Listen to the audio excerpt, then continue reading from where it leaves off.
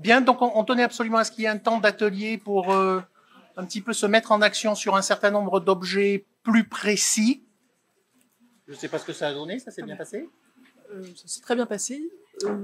Donc, bon, on va faire la restitution des ateliers, peut-être 10 minutes à chaque fois pour chaque équipe qui restitue pour chaque atelier, et éventuellement une question et demie sur chaque restitution, s'il y a pas. Oui, c'est une question et demie, oui.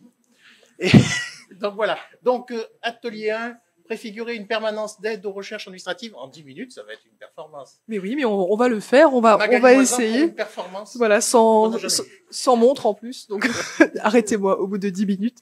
Donc l'atelier 1, c'était effectivement préfigurer une permanence d'aide aux recherches administratives, atelier co-animé avec Julie Deslandes, directrice des archives départementales du Calvados, et Johan Bourillon, directeur des bibliothèques de la ville de Bordeaux. Alors, pour nous, dans cet atelier, je vous mets ici le programme qui était défini au départ. Je vous expliquerai ensuite que on a adapté, mais c'était tout aussi riche. Il s'agissait de réfléchir à la mise en place d'une permanence, donc d'aide de recherche administrative dans un service d'archives, et de caractériser les formes que peut prendre cette permanence, en laissant de côté évidemment le service de conseil mutualisé synchrone qui fait l'objet de l'atelier 2. Et au-delà des formes, de s'interroger sur le savoir-répondre propre aux archives, sur aussi les partenaires éventuels, et puis la permanence dans l'organisation du service. On a abordé différents sujets, pas tous. Donc on était 17 dans l'atelier, une large majorité, je dois le dire, venant des archives départementales, aussi des archives municipales, et puis d'autres services d'archives aussi plus ponctuellement. Et l'atelier a démarré par une présentation de Julie Deslandes sous la forme d'un retour d'expérience sur l'aide aux recherches administratives menées aux AD du Calvados, où elle a présenté un modèle qu'elle a qualifié de user-friendly, avec un principe de réponse et d'aide qui est calibré en fonction des moyens disponibles au sein du service d'archives. Donc les AD du Calvados ont mis en place un outil de GRU, de gestion de la relation usagée en 2020, qui permet à l'usager de saisir sa demande via un espace personnel en ajoutant des documents s'il le souhaite. Et puis l'outil sert à suivre, tracer ses demandes, et puis aussi sécuriser le processus de recherche.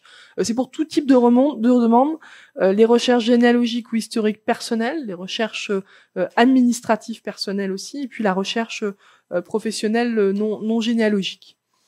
De son côté, Johan Bourillon ensuite est revenu sur l'histoire de la fonction sociale des bibliothèques, en soulignant qu'en fait en France, elle se développe à partir des années 1990 avec la création des espaces numériques, et que l'initiative, elle vient des bibliothèques elles-mêmes et non pas de l'État ou des collectivités. Donc les bibliothèques s'emparent du sujet. Et il évoquait en fait un espace d'auto-formation qui avait été créé entre 2006 et 2008 à Bordeaux, et des partenariats qui se sont progressivement noués avec les administrations ou encore une association pour le conseil dans la recherche d'emploi. Et ce que j'ai trouvé aussi particulièrement intéressant, c'était l'idée de la première chose à faire, c'est d'abord de cartographier le territoire. Quels sont les acteurs avec lesquels on peut travailler. Et puis l'arrivée en 2022 de conseillers numériques dans le cadre de l'agence numérique de cohésion des territoires a permis aussi de légitimer cette nouvelle mission auprès de la collectivité. Les deux interventions, elles se rejoignaient, j'ai trouvé, sur la nécessité de définir une politique de service, de grandes orientations, de réfléchir à ce que l'on veut faire, réfléchir aussi à la manière dont on organise son service d'archives, sa bibliothèque, sur les espaces physiques d'accueil, mais aussi sur la prise en compte multimodale de la réponse aux usagers. On l'a retrouvé ensuite dans l'atelier. Et puis sur l'intérêt de ces partenariats. Alors on a fonctionné en fait avec un brainstorming collectif pour réfléchir aux formes que pouvait prendre une permanence pour les recherches administratives, et s'interroger sur les typologies documentaires, les publics, les types de recherche aussi qui pouvaient rentrer dans ce cadre. Donc l'échange a montré qu'il existe déjà des permanences dans un certain nombre de services d'archives. On a eu plusieurs exemples et elles existent sous différentes formes. Alors on a eu l'expression du bocal qui est venue de la salle attenante à la salle de lecture, parfois aussi dans la salle de lecture, avec rendez-vous, sans rendez-vous. Mais je trouve que ce qui est ressorti, c'était beaucoup l'idée d'un continuum entre l'appel téléphonique, la GRU qui sert à caractériser la demande. La permanence, elle se pense elle se pense dans un ensemble global de dispositifs de réponse à l'usager. Alors les permanences dont on a parlé, elles servent à quoi ? Elles servent aux recherches foncières. On a évoqué par exemple les conflits de bornage, l'augmentation de ces demandes aussi avec les ventes post-Covid. Et puis l'autre type de demande qui ressortait beaucoup, c'était les recherches à charge émotionnelle forte, dossiers de l'ASE, donc recherche d'origine plus largement, personnes victimes de viol. Quelqu'un a parlé, j'ai trouvé une expression intéressante, d'archives thérapeutiques. Et donc le rôle thérapeutique du service d'archives. Sur la permanence, elle interroge en fait aussi sur la relation au public et la relation aussi que le public entretient avec les archives. La relation tout d'abord que le public entretient avec les archives, quelqu'un a dit, le bâtiment impressionne déjà, et donc il y a une première barrière quand on arrive dans le bâtiment. Et puis ensuite, quand les personnes arrivent en salle de lecture, il y a quelque chose qui m'a frappé dans les discussions, c'est une forme de choc des usagers. Plusieurs fois, on a entendu dans l'atelier ces personnes qui viennent pour les recherches administratives parlent fort, et donc il y a une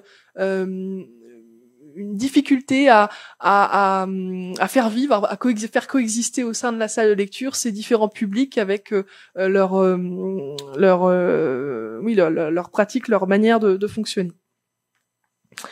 Et puis, ça interroge cette permanence sur le positionnement du service. La question a été posée, doit-on se professionnaliser ? Jusqu'où, en fait, doit-on répondre ?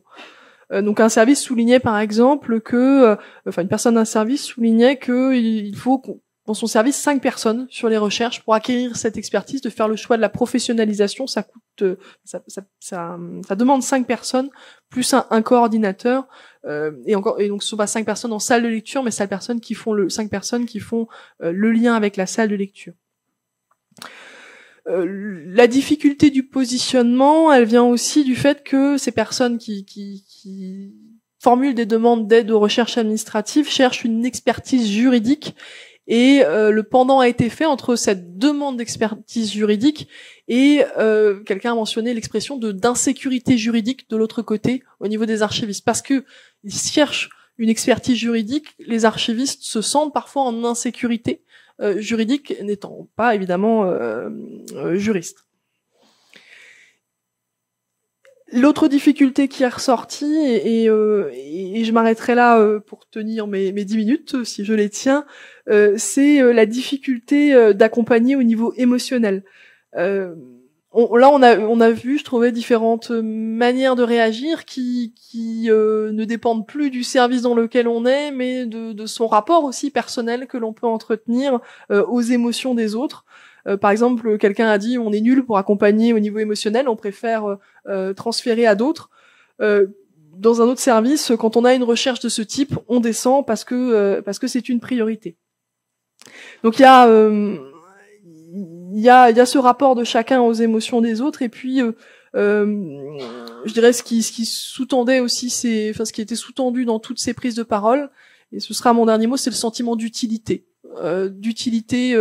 Et on rejoint en fait le véritable sens de service public, et donc on sert véritablement aux gens qui ne sont pas des personnes familières des archives, mais on leur apporte quelque chose véritablement qui peut être qui peut prendre différentes formes. Parfois l'écoute aussi a été mentionnée, l'importance de l'écoute au-delà du document qu'on fournit. Cette écoute est particulièrement importante.